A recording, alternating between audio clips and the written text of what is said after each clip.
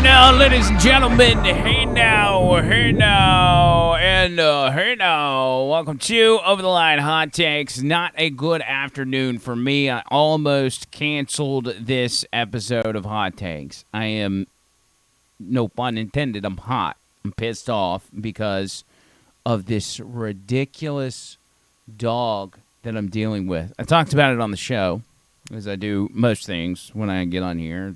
I'm always saying that. I'll talk about it on the show. But this dog, man, I got to get rid of it. I can't stand it any longer. This dog absolutely 100% has to go. So it's taunting me at this point. I want y'all to understand what I'm dealing with. So this dog is outside, all right? There was a tiny gap in the door of the gate of the back fence, and he somehow got out of it. And now he's running around the neighborhood, but it's so hot he's coming back to the house, and he's laying under the shade in the front of the house, right? And he's just laying right in front of the window. I said, so I got this dog catcher tool, which has never worked. I've never been able to use it on any dogs. I'm going to use it. I'm going to go through the window, over the top, and I'm going to snatch him up. I thought it would work. He had no idea I was up there. No clue. You want to take a wild guess as to if it worked or not? Here, I'll just let you watch what happened.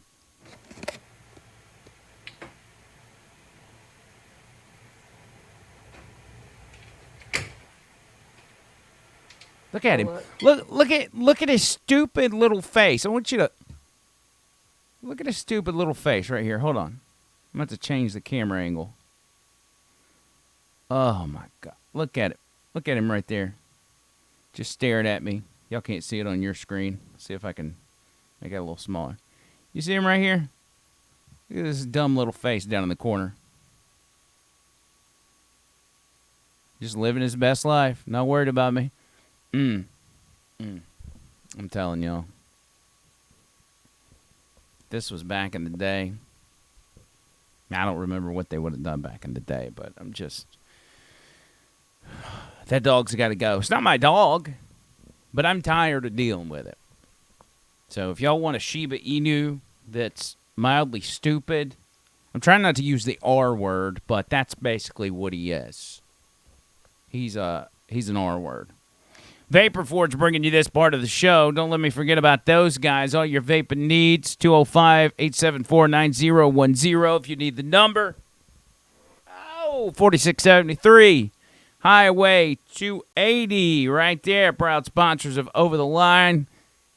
If it weren't for those guys, we wouldn't be making it happen. So what do you want to hear about? The recap of the winners and the losers from the debate. It's pretty cut and dry, in my opinion, and I think most people kind of have the same line of thinking, but I keep reverting back to the most shocking part of last night's debate, which was if Donald Trump's convicted and becomes the party's nominee, are you still going to support him? If you're running for president right now and the guy that's overwhelmingly leading everybody else is the question that's on the table, your best bet is to just say, oh, yeah, he's a good guy. I would support him. Because you are alienating literally half the base at that point when you say you don't want to support the guy. Especially when you just showed up for a debate that required you to sign a pledge that says you would support the party's nominee. I said it a while back. I said if Donald Trump wanted to do it, sign the stupid pledge. And then when you get on the debate stage, tell him to shove it. Because that's what these guys did. You knew that's what they would do. You know Chris Christie wasn't going to get on there and be like, well, I signed the pledge, so I guess I got to vote for Trump. I got to support Trump. No. His whole gimmick is based on hating Donald Trump and how much of a threat to democracy Donald Trump is. It's a joke. But here was the most shocking part of last night. To me, I saw this, couldn't believe my eyes. You all signed a pledge to support the eventual Republican nominee. If former President Trump is convicted in a court of law, would you still support him as your party's choice? Please raise your hand if you would.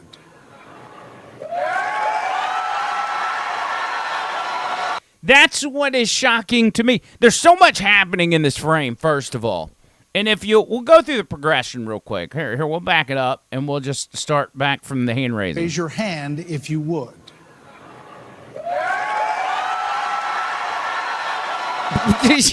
What a joke. Okay, so let's dissect this real quick, all right? We're going to do it person by person. Who's the first one to throw their hand up? Looks like Vivek Ramaswamy, right? All right, so Ramaswamy's got his hand up. That's one. Who's next? There goes Nikki Haley. Tim Scott right behind him. Oh, there goes Governor of North Dakota. And then Ron DeSantis looks to his left. And he's like, yeah, I guess I'll raise my hand. Mike Pence is like, oh, crap, I got to raise my hand too. And then Chris Christie puts his hand up but claims he was just waving for his check at the restaurant.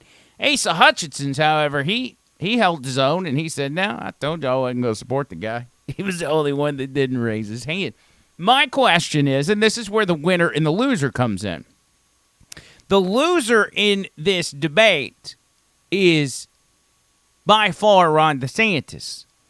I'm not saying he was the worst one in the debate, but he is the biggest loser because he had so much to gain and did very little to gain it. He didn't just not gain what he needed, he lost support last night. Because I heard Leland make this analogy today. He was like a potted plant that was just sitting there. I mean, he wasn't adding anything, and some of his answers didn't even make any sense. Watch this one more time. This is the one thing that stuck out to me. Count on your fingers the seconds go by as Ron DeSantis tries to figure out if he's going to raise his hand or not. Convicted in a court of law, would you still support him as your party's choice? Please raise your hand if you would. And then look how quick he raises his hand after he looks to his left and he sees everybody to his left has their hand raised. He's like, oh crap. Then Mike Pence, same thing. And there's Chris Christie. Chris Christie throws his hand up.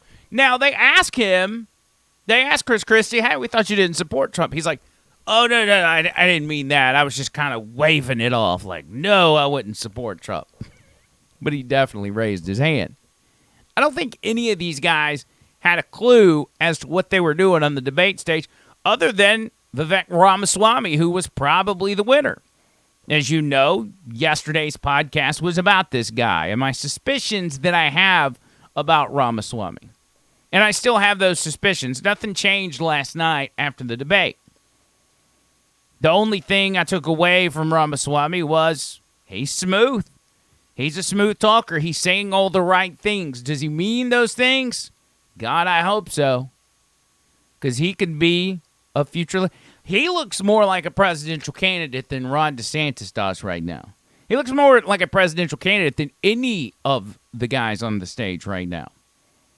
So he's definitely the winner from last night. We just don't know if he's the real deal or not. Trump, I believe, was the best president of the 21st century. It's a fact. And Chris Christie, honest to God, your claim that Donald Trump is motivated by vengeance and grievance would be a lot more credible if your entire campaign were not based on vengeance and grievance against one man. And if people at home want to see a bunch of people blindly bashing Donald Trump without an iota of vision for this country, they could just change the channel to MSNBC right now. But I'm not running for president of MSNBC. I am running for president of the United States. We're skating on thin ice, and we cannot set a precedent where the party in power uses police force to indict its political opponents. It is wrong. We have to end the weaponization of justice in this country. 30 seconds, Governor DeSantis. Let me tell you something. I'm sorry. 30 seconds, Governor You Christie. make me laugh because Goes you both ways, brother. you sit here in an answer. You sit here in an answer right. Oh, they're booing him hard, bro. They're giving him the business. And this is another thing that works in Ramaswamy's favor. He's over there laughing. He's having the time of his life where Chris Christie is just getting obliterated at Vivek's expense. He's loving it, absolutely eating it up. And the visual for people on that front, they're like, oh, yeah. Chris Christie just finished his political career. You sit here and answer. Go ahead. Oh, you're not gonna let him talk. You're done, Cuzzy. There was a couple of different careers that, or should I say, presidential campaigns that ended last night. I'm not willing to say Ron DeSantis, that his campaign has ended, but it definitely is in worse shape today than it was. And one of the bothersome things is he uses the talking point of, well, Trump didn't fire Fauci. Trump surrounded himself with the deep state and made the deep state stronger. Yet, the people he's hired to help him run his campaign have given him awful advice all the way through this deal. No matter how good he is or he isn't at campaigning, they have been giving him horrible, horrible advice. So what does Ron DeSantis do? He starts firing people, and he hires people that are even worse. He's hired a Jeb Bush acolyte as his new spokesperson. Look at this. Florida Governor Ron DeSantis' presidential campaign appears to be undergoing a reboot with the hire of former Florida Speaker of the House Jose Oliva as a senior advisor and spokesman. The hire may indicate a significant departure from DeSantis' strategy to defeat Donald Trump in the Republican presidential primary by running to the former president's political right. I doubt he's going to be running to the right, but I don't know that Jeb Bush is the pool you need to be fishing from. We'll say the pond. Most of you don't fish in a pool, right? I don't think the Jeb Bush pond is the site you need to be fishing at. Because, again, Vivek Ramaswamy, and I haven't seen any polls today, at least post-debate, but Ramaswamy's out here crushing it, Cole. And I'm not promoting or I'm not even dismissing anybody. I'm not trying to promote Ramaswamy, and I'm not trying to trash DeSantis. I'm just calling it like it is. It doesn't matter to me. My guy's up by 40 points and wasn't at the debate last night. I didn't care who came out on top in this debate. I didn't expect a lot of anything. But we ended up getting more than I thought we would. With the guy with the funny last name, which, by the way, awful line. Stole it from Obama. Don't do that. That was his only mistake last night. But some of these guys seem so robotic. So, I don't know. And maybe it was nerves or what. Ramaswamy seemed like the only guy that was comfortable. Nikki Haley seemed snippy and like an angry white chick. Tim Scott, great guy, great conservative, but he's out of his element. He just doesn't have the firepower, the firebrand to bring the heat. Ramaswamy was the only guy. Here's some more of him from last night and him giving some fiery speeches going up against people like Mike Pence. Poor Mike Pence. We do need somebody of a different generation to lead this nation forward. Look at the way I've run this campaign. Going to the south side of Chicago, to Kensington, in the middle of Philadelphia, where traditional Republican candidates don't go. We have an opportunity to build a multi-ethnic working class majority to deliver a landslide. And I think I'm the only candidate in this race, young or old, black or white, to bring all of those voters along to deliver a Reagan 1980 revolution. We're going to do it in 2024. Same question to you, How come you never voted in a presidential election until 2020? I will answer that. I will answer that. 30 seconds. 30 second quick answer. You guys need to get control of this debate. Everybody's going to get control of this debate. Listen, Linda. Did I say it was Nikki Haley that came off as an angry white chick? I think it was Mike Pence, actually, that came off as the angry white chick. Because he was not having a good time. Mike Pence was not having a good time whatsoever. And it seemed as if everybody that went up against Ramaswamy ended up just getting completely trashed, completely ravaged. You got people on this stage that won't even talk about issues like Social Security and Medicare. I mean, Vivek, you recently said a president can't do everything.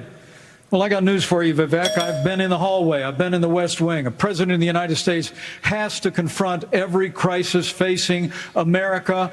I will put our nation back on the path to growth and prosperity and restore fiscal responsibility, just as I did in Congress and as governor, Mr. Vice President. and when I was vice president. But yeah, Hold on. You were named earlier. I'm going to give Vivek first. We'll get to both of Yeah, them. this isn't that complicated, guys. And by the way, before we get to Vivek's comments, notice how Ron DeSantis tries to get in there, tries to butt in a little bit to make a comment, and they're like, no, hush, hush, and he just shuts up. You can't do that in these debates. You got to get in there and just cram it down their throats. Guys, unlock American energy, drill, frack, burn coal, embrace nuclear. Put people back to work by no longer paying them more to stay at home. Reform the U.S. Fed, stabilize the U.S. dollar, and go to war. The only war that I will declare as U.S. president will be the war on the federal administrative state that is the source of those toxic regulations acting like a wet blanket on the economy. So I'm not sure I exactly understood Mike Pence's comment, but I'll let you all parse that out. For me, it's pretty simple. That's something a U.S. president can do with focus, and I'll deliver on it. Oh, jeez. Savage, bro. I almost feel bad for Mike Pence. Oh, man. Poor guy. Poor milquetoast Mike Pence. Yeah, that was pretty bad.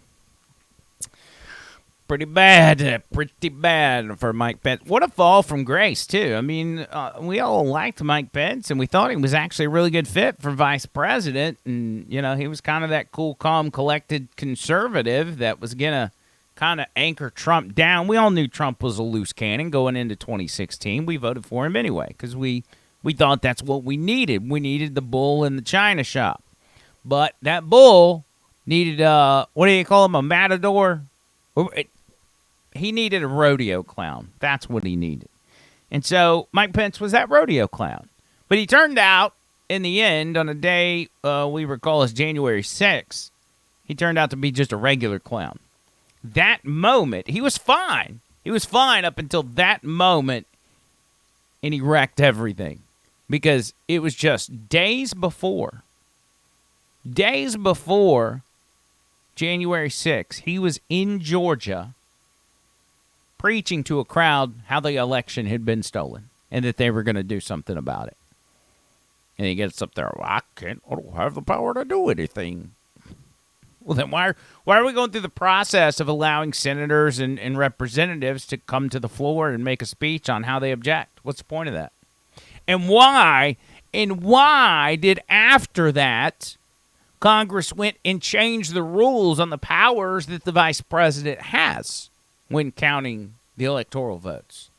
If you couldn't do it, then why did you have to change the rules afterwards? Makes you think. But nonetheless, Mike Pence is done. Mike Pence was done by the time he started his campaign. It was done. I was actually personally shocked that he even announced. So Vivek, the winner, the big winner. Ron DeSantis, the big loser, only because he had the most to lose. The rest of them didn't really have anything to lose. They were going into the debate losers. But one thing that you heard a lot of in the debate was one word in particular, which is woke. Woke this, woke that. It's fine. I use the term woke sometimes, but I do think it's overused. So there was a lot of that. But thinking that term is overused instead of thinking it's a racial slur, those are two different things. That's what MSNBC said. Just a day before the debate, they're like, you know what? The term woke, using the term woke if you are a right-wing extremist is the equivalent of using the N-word. Dead serious. MSNBC said that. They said it's a racial slur. You look back at the civil rights era and see how they called the civil rights movement communism, which means the Republicans that are using the term woke now are using it to talk bad about black people. It's amazing. I'm going to get this clip to play in a second. If it'll work for me. I do have to say, though, these people never cease to amaze me. When I think I've heard the most ridiculous thing coming out of the left, they're like, hey, hold my Bud Light. I got you something better. We're going to talk a little bit now about the debate tonight when the Republican presidential candidates take the stage in Milwaukee. There is one word voters should expect to hear: woke. MSNBC's Tremaine Lee is with us this morning. Tremaine, great seeing you. The word woke means so many different things to different people. Where does it come from? That's right, Jose. Well, for generations, the term woke was a part of Black American in-speak. It meant to keep your eyes open, stay aware to the forces that might be around you that might want to cause you harm, be vigilant. But in recent years, it's been co-opted, some would say hijacked by far right-wing conservatives and turned into anything but a feeling of awareness or a warning for awareness. Take a look.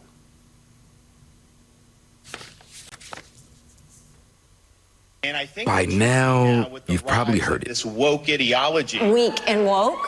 Wokeism. Over. Woke lunacy. And over. Woke beliefs and policies. And over again. Woke has become a charged political catch-all phrase, often used as a battering ram and a battle cry, and to many, a slur. It's almost another way of saying black. It's another way of saying the N-word. Say what? The N-word? For real? It's another way of saying the N-word. Again, MSNBC pulling a hold my Bud Light gimmick. Can't believe it. It's another way of saying black. It's another way of saying the N-word. These people. Woke is the new N-word. You think you're just using some sort of hip terminology for wacko leftists, but no siree. You're saying the N-word.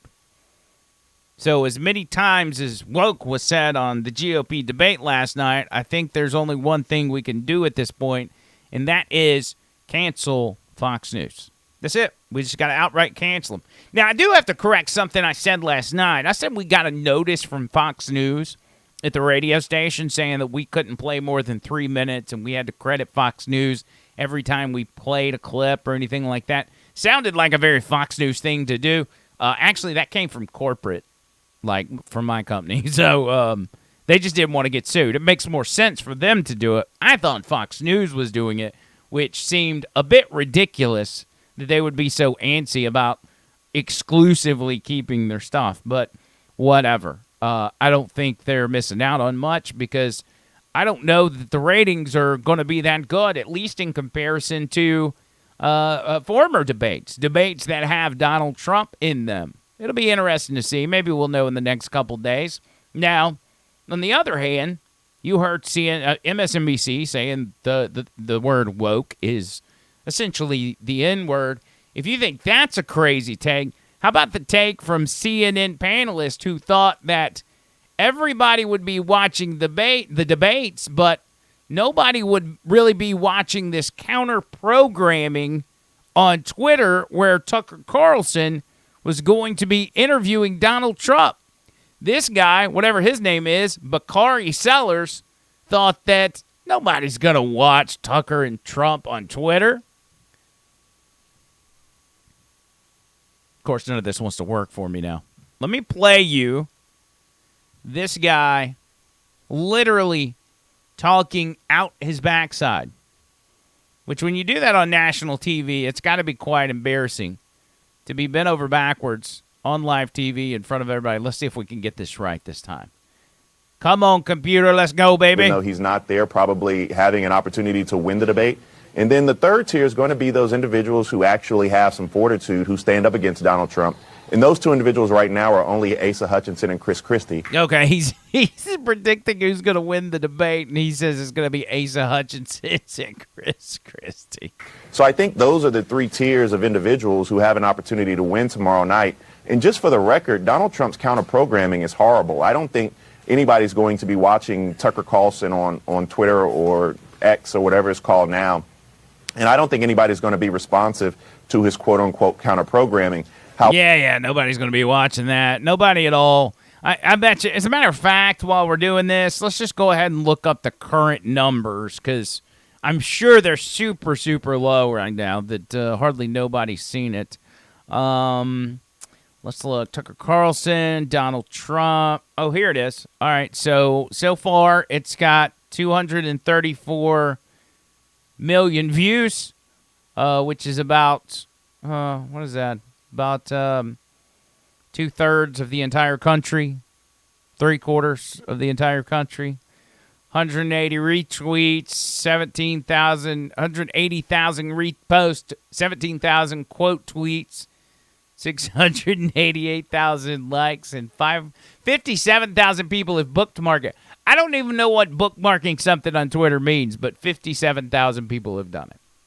And that's from Tucker's page. That's not counting the people that have stolen it and shared it on their own page so they can get the clicks. That's just a portion.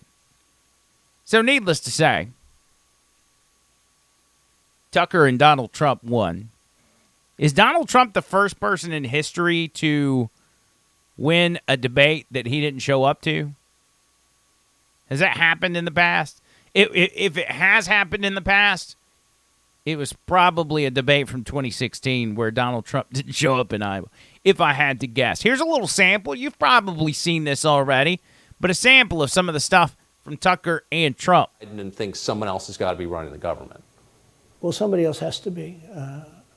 I don't think he's capable of doing anything. Look, when I debated him, I said, how come, and this was in front of probably not a friend of yours, Chris Wallace. He was the moderator. Not a friend. I said, why is it he wants to be Mike, but he doesn't have the talent? It's one of those bitchy little man. He wanted to be his father, but he didn't have the talent of his father. That's so good. Father was great. His father. Little fussy man. Little fussy man. Tucker worked with the guy, and he hates his guts. It's so great. His father interviewed me in 60 Minutes. It was actually a 10. Can you believe it? No, I totally believe his father had talent, at least. I may have been the only guy that he gave a good 60 Minutes to. He was rough. Really? His father was tough. He was great, though. He was great at what he did. But Chris Wallace was so upset. He was guarding this guy, who wouldn't do a show, by the way. He wouldn't do. I figured I didn't mind Chris Wallace because Biden wouldn't do a show, and it was very obvious. He kept asking him, but he wouldn't do the show, so I figured he's got to like me. But he came from a different planet. But remember when I asked the question, why is it that the mayor of Moscow's wife is allowed to give you $3.5 million? Don't forget, that was brought up now. It's brought up all the time, but that was brought up by me long before anyone ever heard of it. I said, the mayor of Moscow's wife giving you $3.5 million. What did you do to deserve $3.5 million? To Biden. And Chris Wallace said, this has nothing to do with the debate. I mean, he got in the way of the question. No, it was crazy. And I said, well, wait a minute. He got $3.5 million from the mayor of Moscow's wife. Now, people forget that, but if you go back and take a look, you will see. And Chris Wallace didn't want me to ask that question. I said, no, because Chris Wallace was on the side of Joe Biden. He did not want any more Donald Trump. Do y'all remember that? Let's take a stroll down memory lane real quick. The debate between Biden and Donald Trump, and Donald Trump is rightly bringing up money that nobody, really at that time, nobody was talking about how much money that the Bidens had gotten from foreign countries. The Burisma thing was kind of new. We had Tony Bobulinski out there and other information showing the Hunter Biden laptop, if you will, but just information signed off by 51 intelligence officials. All true. And this, from the Moscow mayor's wife, $3.5 million to Hunter Biden. Nobody was talking about that at the time, but Trump had the intel. Trump knew, and he tried to bring it up at the debate, and this is how he was treated. China with ate Mexico. your lunch, down All right, 18%. China ate your lunch, Joe, and no wonder your son goes in and he takes out billions of dollars, to manage. He makes millions of dollars. And also, while we're at it, why is it, just out of curiosity, the mayor of Moscow's wife gave your son $3.5 million. What did he do to deserve it? What did he do with Burisma to deserve $183,000? None of that is true. Let him answer. None of that is true. Oh, really? He didn't get $3.5 million? Mr. President, It's totally, Mr. President, please. Totally discredited. totally discredited. And by the way, Well, wait, he didn't get $3.5 million, Jeff? Mr. Vice He got $3.5 million. that is not true. Oh, really? Mr. President, But, it's an open discussion. Please. Mr. President, please stop. Please. Now, It's a fact. Well, There's- you there's have not raised an fact. issue. Let the been Vice totally President answer. discredited. Did There was a Burisma pay him report. $183,000 a month with no experience in energy? This, by the way, this was a genius strategy on the part of Donald Trump because we knew Joe Biden was breaking down. We knew he was frail and tattered and couldn't string sentences together. And he knew if he got him in there and he got him flustered, Biden was going to look like an idiot, which he absolutely did. Mr. Look, President, my son did nothing wrong at Burisma. I think he did. Mr. The only President, guy that let did him something- answer. He doesn't want to let me answer because he knows I have the truth. His position has been totally, thoroughly discredited. By who? And The media? By everybody. Well, by the By the media, media, by our because they refuse to allies, by talk the about it World because they're Bank, embarrassed. by everyone has discredited it. Matter of fact, even the people President, who please stop. testified under oath. So let me ask you this, Joe. No, go ahead, Mr. I'm listening to you. I'm listening to you, Joe Biden. You're my favorite. I really hope you win this debate. Please keep talking. We're going to ignore Trump as he tries to tell the American people what's really happening. Chris Wallace is a dishonest piece of garbage. Fox News, even though I've got friends there, and there's good people there, but the company itself is a shell of itself, a shell of its former self. It's garbage. It's done. It's completely abandoned its base. It's essentially done what the Bud Light has done. It says, hey, I know you guys are our bread and butter, and you've made us all this money, and you love Tucker Carlson and everything else, but guess what? F you. We're going to get rid of Tucker Carlson, and we're going to dump Trump.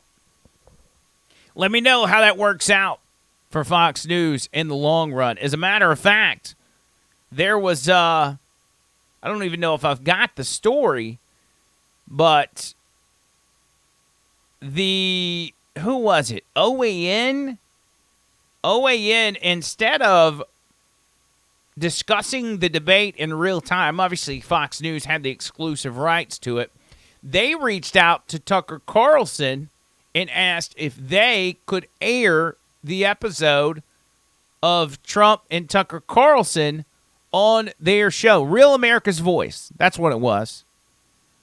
Real America's Voice. Dan Ball, I guess, is this guy's name that hosts this show, and he said, you know what? We reached out to Tucker's people.